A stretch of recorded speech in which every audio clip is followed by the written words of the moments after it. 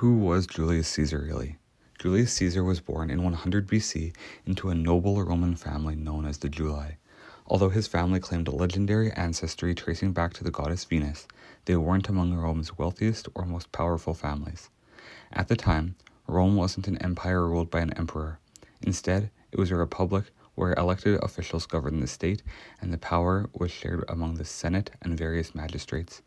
Politics in Rome were fiercely competitive.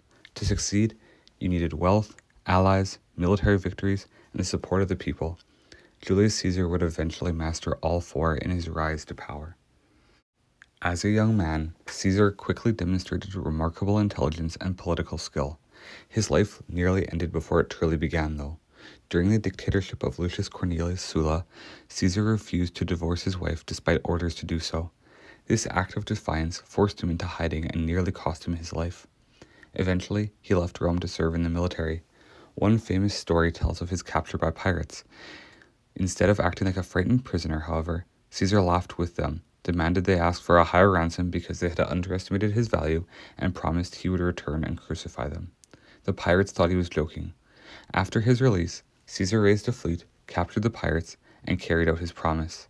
Whether embellished or not, the story perfectly reflects the confidence and ruthlessness that defined Julius Caesar throughout his political career. This political career of Julius Caesar's accelerated rapidly. In 60 BC, he formed an informal alliance known as the First Triumvirate with two of Rome's most influential men, Pompey, a celebrated general, and Crassus, the wealthiest man in Rome. Together, they dominated Roman politics. Soon afterward, Caesar became governor of Gaul, a vast region covering much of modern-day France and Belgium. What happened next transformed him into a legend. Over nearly a decade of campaigning, Caesar conquered enormous territories, defeated powerful tribes, and expanded Rome's influence dramatically. His military campaigns made him incredibly wealthy, and fiercely loyal soldiers followed him wherever he went. His own writings, the Gallic Wars, described these victories and helped build his reputation back in Rome. By the end of the campaigns, Caesar wasn't just another politician. He was Rome's greatest general. However, success created fear. Many senators worried Caesar had become too powerful. His alliance with Pompey collapsed, and the Senate ordered Caesar to give up command of his army before returning to Rome. Instead, in 49 BC, Caesar made one of history's most famous decisions. He crossed the Rubicon River with his army. This wasn't merely crossing a river, it was an act of rebellion. Roman law prohibited generals from bringing armies into Italy. According to tradition, Caesar declared, "The die is cast." Civil war followed. Pompey fled, and Caesar pursued him across the Mediterranean and eventually defeated his forces. Within a few years, Caesar had become the undisputed ruler of Rome and the most powerful man in the largest empire in the world. Once in power, Caesar introduced sweeping reforms. He reorganized government, reduced corruption, settled military veterans, restructured debt, expanded Roman citizenship, and initiated major public works. Perhaps his most enduring achievement was reforming the calendar. The Julian calendar he reintroduced in 46 BC became the foundation for the calendar much of the world uses today. Yet his growing authority alarmed many Romans. The Senate named him dictator for life.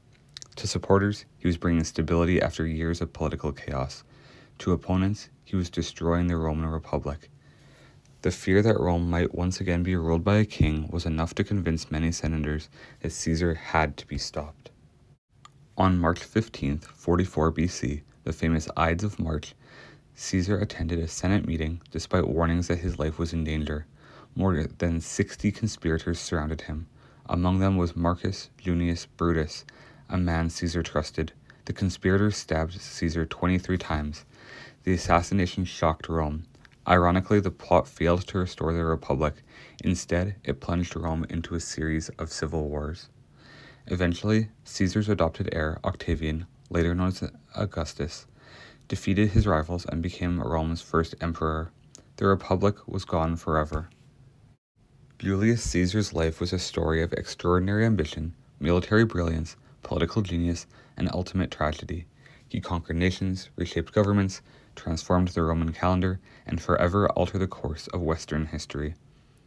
Whether remembered as a visionary reformer or a dangerous dictator, one fact remains undeniable. Few individuals have changed history as profoundly as Julius Caesar. If you enjoyed this journey into ancient Rome, don't forget to like the video, subscribe for more fascinating stories from history, and let us know in the comments which historical figure should we explore next.